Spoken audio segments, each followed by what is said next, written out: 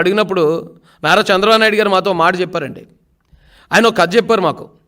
ఒక స్వామీజీ ఒక శిష్యుడు కలిసి వెళ్తూ ఉంటే ఒక చిన్న కాలువలో ఒక తేలు కొట్టుకుపోతుందటండి. కొట్టుకుపోతుంటే దాన్ని చూసిన స్వామీజీ ఇమీడియట్గా ఆ తేలు ప్రాణాన్ని కాపాడడానికి ఆ తేలును పట్టుకున్నాడు చేత్తో. పట్టుకుని దాన్ని ఇలా ఒడ్డు మీద చేర్చేలోపే 10-15 సార్లు దాన్ని ముళ్ళు గుచ్చేసిందట ఆయనకి, స్వామీజీకి. అయినా కూడా స్వామీజీ ఆ తేలిని బయట విడిచిపెట్టాడు.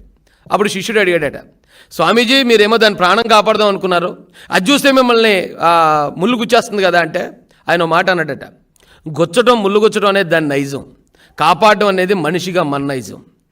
దాని నైజం కరెక్ట్గానే చేసింది, మన పని కూడా మనం కరెక్ట్గా చేయాలి అని చెప్పారట. సేమ్ నాకు మా అందరికీ కూడా ఆ రోజున చంద్రబాబు నాయుడు గారు చెప్పింది అదే. వీళ్ళు నేరస్తులు, వైసీపీ వాళ్ళు నేరస్తులు కాబట్టి వాళ్ళు నేరాలే చేస్తారు, వాళ్ళు దాడులే చేస్తారు, వాళ్ళు హత్యలే చేస్తారు. కానీ తెలుగుదేశం పార్టీలో అందరూ నాయకులు ఉన్నారు, లీడర్ ఎప్పుడు కూడా ప్రజల కోసం ఎన్ని దాడులైనా తట్టుకుని ప్రజల కోసం పనిచేస్తాడు తప్ప తిరిగి దాడులు చేస్తే వాళ్ళకి మనం నేరస్తులు అవుతాం. కాబట్టి వాళ్ళు అలాంటి నేరస్తులు నేరాలు చేశారు కాబట్టే ఈ రోజున 11 సీట్లకి ప్రజలు వాళ్ళని పరిమితం చేశారు. ఇక్కడ నారా చంద్రబాబు నాయుడు గారు ఆయన చంపేద్దాం అనుకున్నారు, ఆయన మీద దాడులు చేశారు, తప్పుడు కేసులు పెట్టారు, జైల్లో ఆయన చంపేద్దామని ట్రై చేశారు.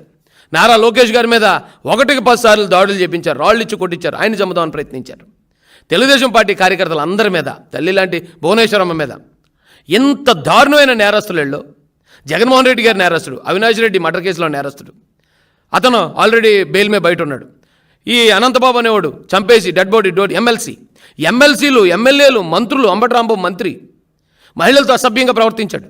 గోరంట్ల మాధవ్ ఎంపీ మహిళలతో న్యూడ్గా వీడియో కాల్ మాట్లాడుతూ దొరికేశాడు. ఇంత నేరస్తులని ఈ భూతాలన్నింటినీ 2024 ఎలక్షన్తో మొత్తం సమాధి చేసి పారేశారండి నారా చంద్రబాబు నాయుడు గారు. అలాంటి వ్యక్తి ఈ రోజున రాష్ట్రాన్ని అభివృద్ధిలోకి తీసుకెళ్తా ఉంటే ఇది నేరాంధ్రప్రదేశ్గా మారిపోయిందట.